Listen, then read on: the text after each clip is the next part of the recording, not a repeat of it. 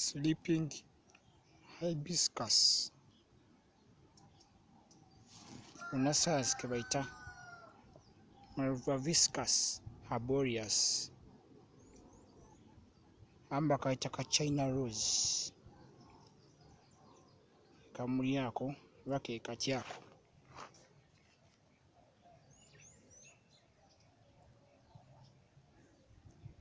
Kati we kafaanana.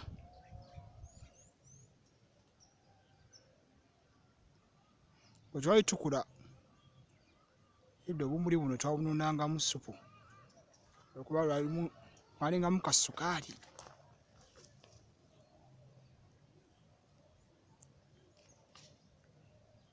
Era bwa attractinganga nnyo obunyonyi okubugendako ennyo.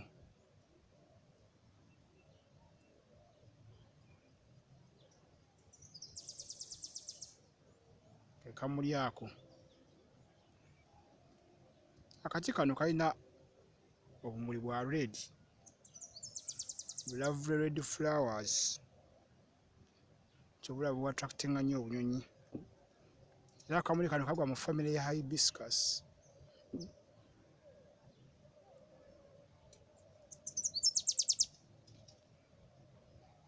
Kalimu ekirungo kye bayita antinocyanin ekikola nga antioxidant esangibwa mu ziberi ezisinga. Kitegeeza era kiri responsible eri red color ey'ekimuli kino. Ebikola byawo kano akati babikozesa mu kujjanjaba condition gye bayita hypertension, hyperlipidemia. Ezo zonna condition akati kano kaziyambako.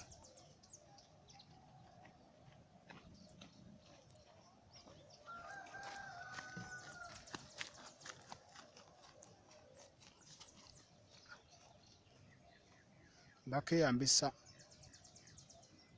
okulowalinga blood pressure. Naddala ebikoola ebyo we bidryingira ddala n'ofunamu powder n'ossa ku mazzi agookya.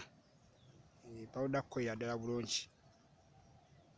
Naye ate si mulungi eri abo abalina low blood pressure already nga bali bamufuna dda. Wabula omunywa okumwetangira, okwetangira low blood pressure eyo. Era ayamba mu conditions z'omutima.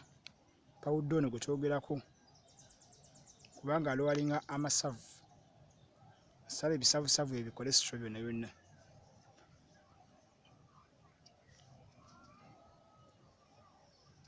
It is a natural food color powder. Omunywa nga akacaayi amazzi agookya.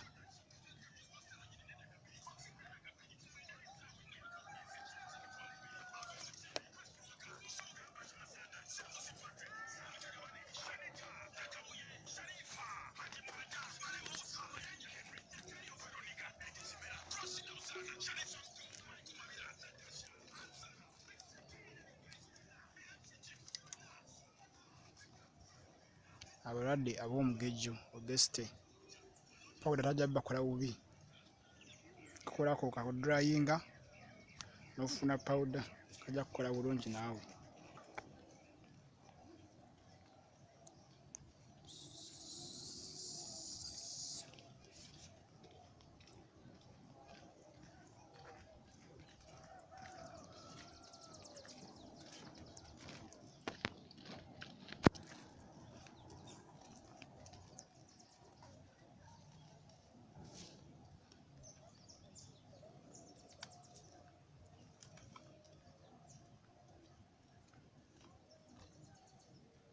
Embeera bw'eti bw'etambula. Nga bw'okalaba awo ka China rose oba ka sleeping hibiscus. Munnassaayansi tugambye ke bakayita Malvaviscus Arboreus. Kati we kafaanana. Munnakisonyiwa akayiseemu ako.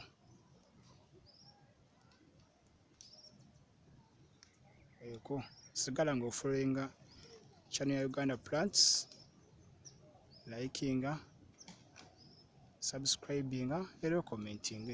Mwebale nnyo, mwebaye ddala.